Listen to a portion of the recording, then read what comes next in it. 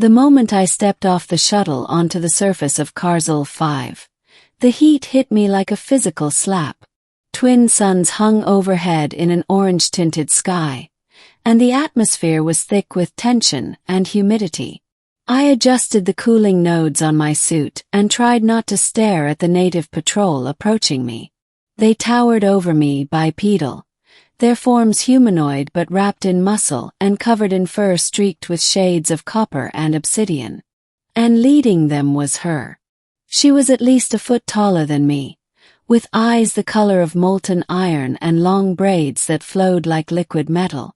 Her name was General Vikala of the Vurokai clan, commander of Karzul 5's planetary defense forces, and the reason I was about to make the worst decision of my life. Or the best, depending on your perspective. My name's Theo Briggs, a xenolinguist and conflict negotiator for the United Planetary Concord. They sent me here to ease tensions after a trade deal went south.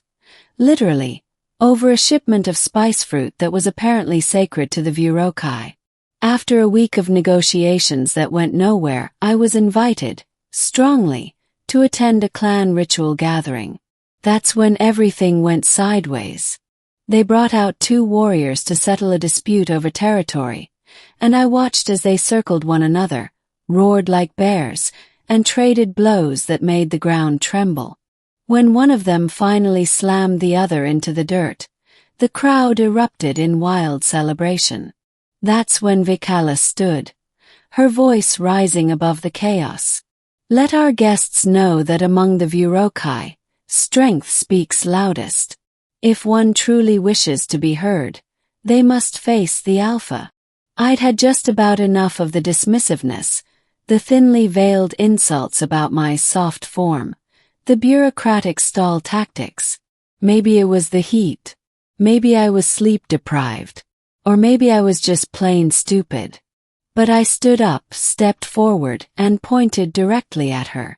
Then I challenged the Alpha. Gasps erupted like firecrackers. Vikala arched an eyebrow, a slow grin spreading across her face. You what? I challenge you, I repeated, voice shaking only slightly. If that's what it takes to make my voice heard. And that's when everything truly went to hell. Middle. They cleared the ritual ring, and I was stripped of my equipment. The crowd buzzed with anticipation. Vikala stepped forward, unarmed but wearing a thick ceremonial collar of bone and steel. Her body moved with terrifying grace, and her smile was predatory. This is how you seek unity, she asked, circling me. You choose combat. I choose understanding, I said, fists raised. You said strength speaks loudest. So here I am. Speak. The fight was short. To be fair, I'd taken some defense classes. I'd even sparred with Jovian Marines back at the Concord Academy. But nothing prepared me for the way Vikala moved.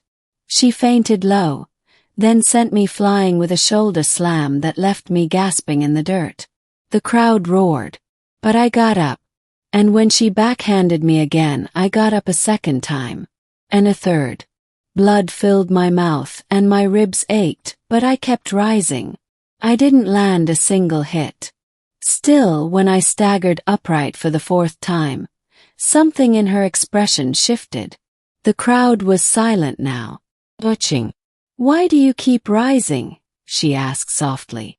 Because I'm not your enemy, I wheezed. I came to talk. But you only respect strength. So here I am. She stared at me, her eyes narrowing. Then she extended a hand. Not to strike, but to help me up. I took it breath-ragged. You fight with no hope of winning, she said. And still you fight. That is strength. The crowd cheered. I blinked, blood dripping from my nose, and offered her a crooked smile. So, are we good now? Her expression shifted again, this time to something unreadable. She leaned in close, her voice almost a purr. You challenged me before the clan. You did not yield. You accepted my hand. By Vurokai custom, this is not just a fight, little one. This is a mating proposal. My brain short-circuited. A what? The crowd erupted again, but this time it wasn't cheers, it was laughter. Celebratory roars. I didn't mean, I was just trying to, I stammered.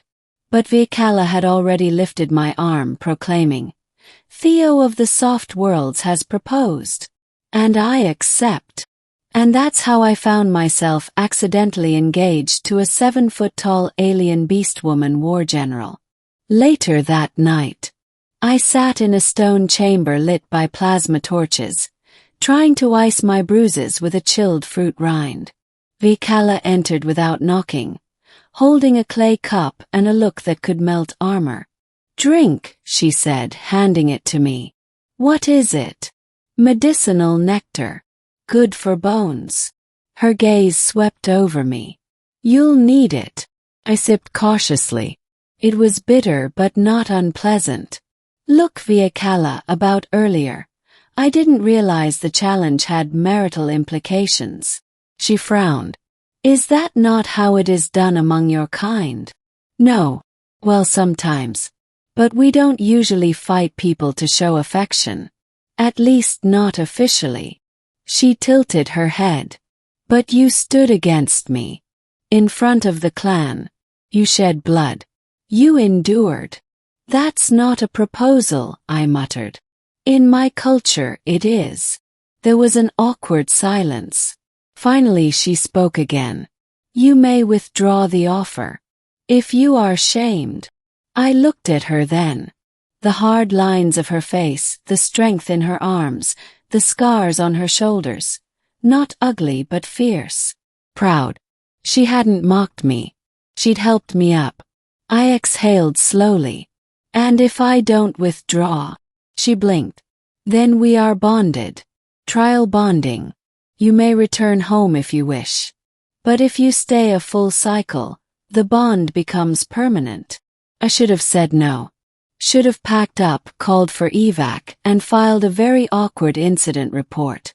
But instead I heard myself say, I'll stay. Ending. The cycle on Karzul 5 lasted 70 Earth days.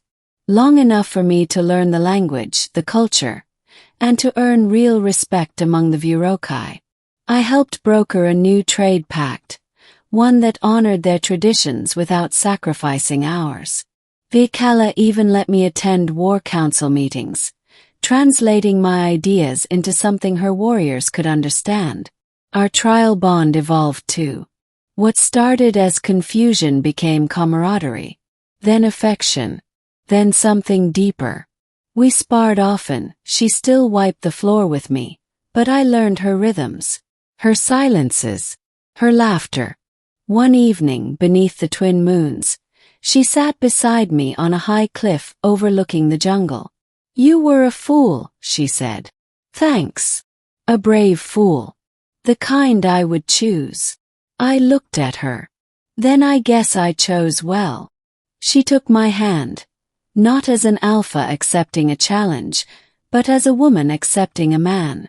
The next morning, she stood before the clan and declared the bond permanent.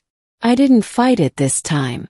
When I finally returned to Concord HQ, I brought more than peace treaties and diplomatic reports.